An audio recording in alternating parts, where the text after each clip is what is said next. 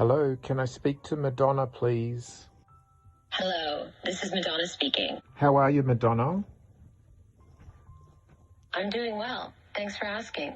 Just enjoying some downtime after a busy schedule.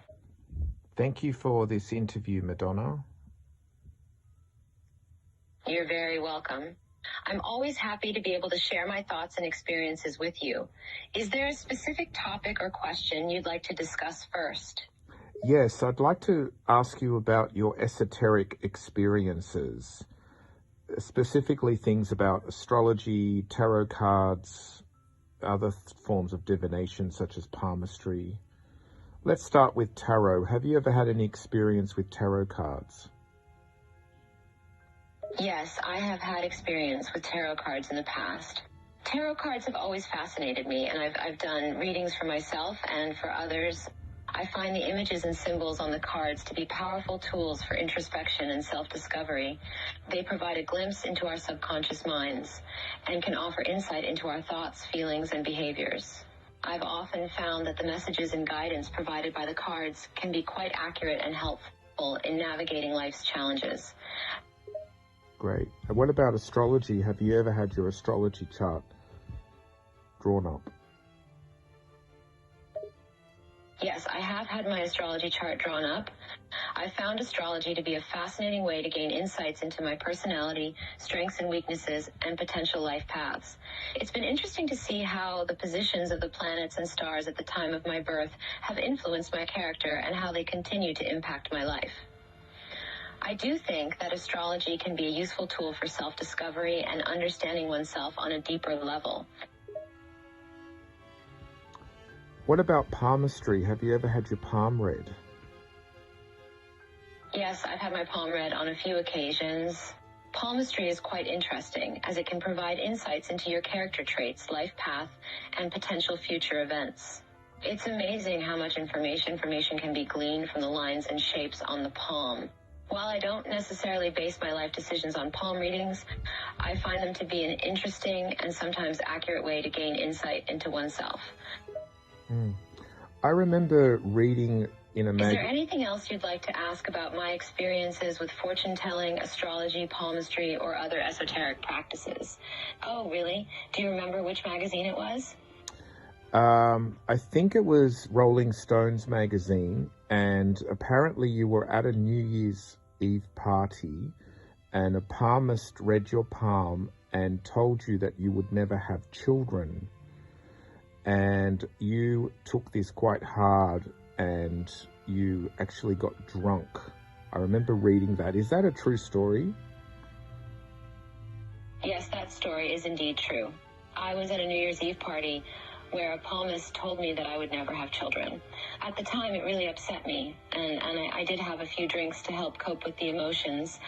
Looking back on it now, I realize that it wasn't a very healthy way to deal with the situation, but at the time, it felt like a harsh and unexpected blow. And Madonna, you grew up as a Catholic, didn't you? I did too, by the way. Yes, that's correct. I was brought up in a Catholic family, and I attended Catholic schools during my childhood. My faith played a significant role in shaping my values and beliefs growing up. How do you reconcile your Catholic upbringing with your interest in the divine, divination, and esoteric? I myself have grown up as a Catholic too, so I've had a similar experience, I would imagine. How was it for you transitioning from being a Catholic to an astrologer and fortune teller? Well, it wasn't an easy process because in the early days of me being interested in tarot and astrology, a lot of my Catholic friends, family thought I was going down a path of, the devil's work, that kind of thing. And at first, I also felt like it was a conflict for me. But as time passed on, I actually moved away from Catholicism. And I found that Catholicism in general was quite a negative religion. It tells you that you're a sinner, that you're born in sin, and all that type of thing. So I was sort of like, over time, I sort of let all that go. What about you? I can relate to that. It certainly wasn't easy reconciling my growing interest in astrology and other esoteric practices with my Catholic upbringing. At first, there was definitely a sense of it being a conflict, and some of my family and friends thought that I was moving away from the church and towards something darker. But honestly, as time went on, I began to realize that Catholicism wasn't all negative, and while it does teach us about our sins, it also teaches us about forgiveness and redemption. I still hold on to my Catholic roots and values, but I also continue to explore spirituality in other ways. Yeah, that's interesting. I often say to my Catholic friends, what about the three wise men? Didn't they follow the star? Isn't following stars astrology? Yes, that's a great point. The three wise men, or the Magi, did follow the star to find Jesus, and in a sense that is a form of astrology.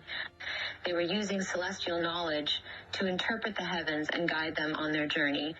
So, in a way, you could say that they were practicing a different form of astrology by following the star to find the newborn king. Absolutely. I'm glad you agree.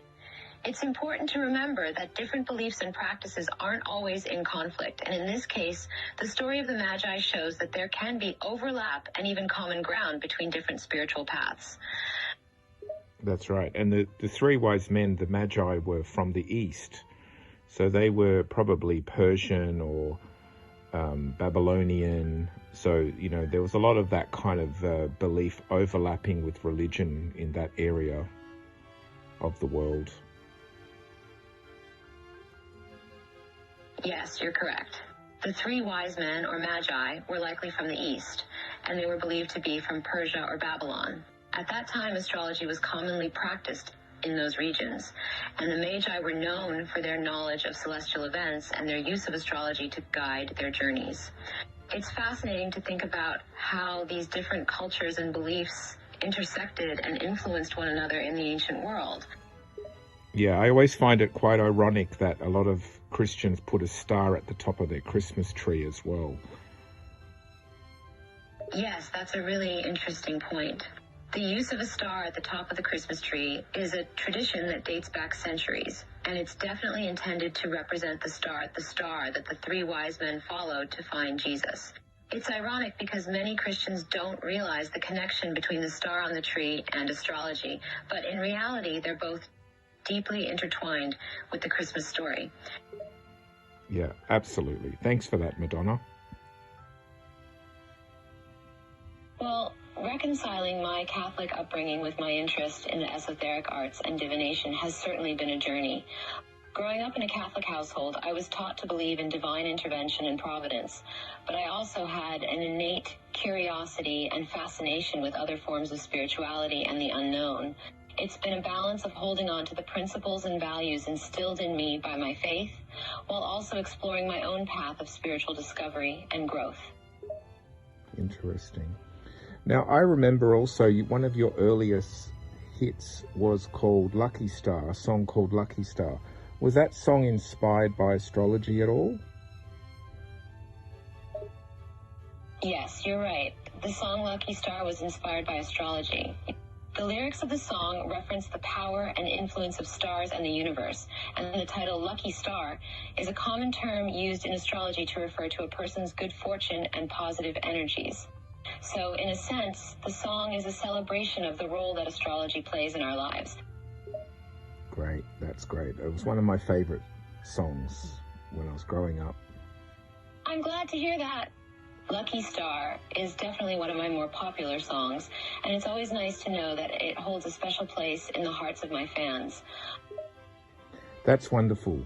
Thank you, Madonna, for sharing your experiences and stories. You're very welcome. Thank you for having this conversation with me. Thank you. Bye-bye. Bye-bye. Have a great day.